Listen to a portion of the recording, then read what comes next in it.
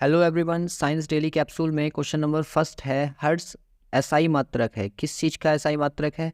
तो ये आवृत्ति का है। आवृत्ति यानी कि फ्रीक्वेंसी का एसआई मात्रक है। और यहाँ से मैंने आपको एक क्वेश्चन बताया था कि हम जो सुन सकते हैं वो 20 हर्ट्ज से लेकर 20,000 हर्ट्ज तक की फ्रीक्वेंसी को सुन सकते हैं। क्वेश्चन नंबर 2 देखिए, इसमें कहा है डोलोमाइट किसका अयस्क है? तो डोलोमाइट जो है वो कैल्शियम का अयस्क है। इसका केमिकल फॉर्मूला होता है CaMgCO3 का होल ट्वाइस। तो आप यहाँ से इसको याद रख सकते हैं कि डोलोमाइट जो है वो कैल्शियम का अयस्क है और उसका केमिकल फॉर्मूला होता है CaMgCO3 का होल ट्वाइस। उसके बाद देखिए क्वेश्चन नंबर 3, इसमें कहा है कि तापमान की एसआई यूनिट क्या है? तो एसआई यूनिट है तापमान की केल्विन। हालांकि दूसरी भी होती है, 1 डिग्री सेंटीग्रेड होती है और 1 डिग्री फ़ारेनहाइट होती है, लेकिन जो एसआई यूनिट है वो क्या होती है? केल्विन। क्वेश्चन नंबर 4 को देखिए, इसमें कहा है कि किसी औसत व्यक्ति के लिए ध्वनि की श्रव्य सीमा क्या होगी? तो 20 हर्ट्ज से लेकर 20,000 हर्ट्ज तक ये होगा इसका आंसर। यहाँ पर एक ज़ीरो मिसिंग है, एक ज़ीरो आप लगा लेना। या फिर इसको हम ऐसे भी लिख सकते हैं कि 20 हर्ट्ज से लेकर 20 किलो हर्ट्ज तक, ये भी आंसर सही होता है। क्वेश्चन नंबर 5 को देखिए, इसमें कहा है कि अल्ट्रासोनिक ध्वनि वे ध्वनि हैं जो उनकी रेंज किससे ऊपर?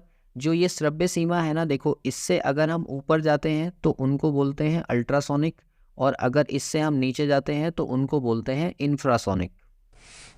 क्वेश्चन नंबर 6 को देखिए, इसमें कहा है कि पोटेशियम की कमी से होने वाला रोग कौन सा है? तो पोटेशियम की कमी से होने वाला रोग है हाइपोकैलेमिया।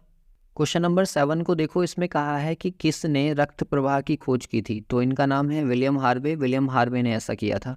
क्वेश्चन नंबर 8 में कहा गया है कि लाइपेज एंजाइम के किस भाग से स्रावित होता है? तो यहाँ से आप याद रखना कि जो अग्नाशय है, अग्नाशय यानी कि पैनक्रियाज, और यहाँ पर जो अग्नाशय से पैनक्रिएटिक जूस निकलता है उसमें पाया जाता है ट्रिप्सिन, जो पेप्टोन्स को एमिनो एसिड्स में चेंज कर देता है। दूसरा पाया जाता है एमाइलेज। एमाइलेज क्या करता है? कार्बोहाइड्रेट का पाचन करता है। मैंने आपको बताया था कि स्टार्च का जो पार्शली डाइजेशन होता है वो हमारे माउथ में होता है, और यहाँ पर एमाइलेज जो है उसको कम्प्लीटली डाइजेस्ट कर देता है। और तीसरा होता है लाइपेज। लाइपेज क्या काम करता है? वसे को वसा अम्लीयों में परिवर्तित करता है। क्वेश्चन नंबर 9 में कहा गया है कि कौन सी गैस की गंध सड़े हुए अंडे के समान होती है? तो ये हाइड्रोजन सल्फाइड होती है, H2S। क्वेश्चन नंबर 10 में कहा है कि मलेरिया किससे फैलता है? तो प्रोटोजोआ से फैलता है। क्वेश्चन नंबर 11 में कहा गया है कि दही में पाए जाने वाले जीवाणु की खोज किसने की थी? तो रॉबर्ट कॉच ने की। क्वेश्चन नंबर 12 को देखिए, इसमें कहा है कि दही में पाया जाने वाला जीवाणु कौन सा है? तो लैक्टोबैसिलस है, ये मैंने आपको पहले भी बताया है।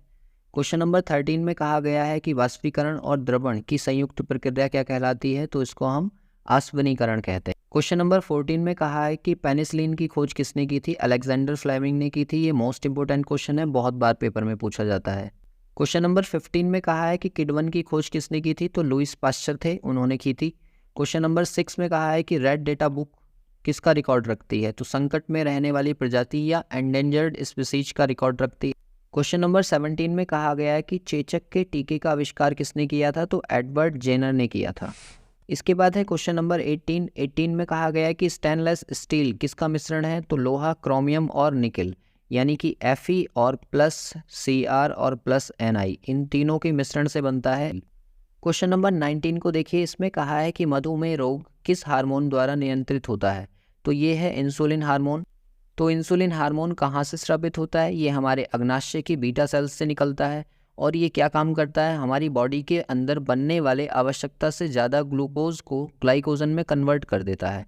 ठीक है, अगर इसकी अधिकता हो जाती है तो हमें एक बीमारी होती है जिसका नाम होता है हाइपोग्लाइसीमिया। क्या सिम्टम्स होते हैं इस बीमारी के? हाथ कांपना, तेज हार्ट बीट होना, बहुत ज़्यादा भूख लगना, पसीना आना, ये सारे के सारे सिम्टम्स हैं हाइपोग्लाइसीमिया के। और जब इसकी कमी होती है तो कमी की वजह से होता है डायबिटीज़, यानी कि मधुमेह रोग। क्वेश्चन नंबर 20 को देखिए, इसमें कहा है कि लार रस का क्या कार्य है?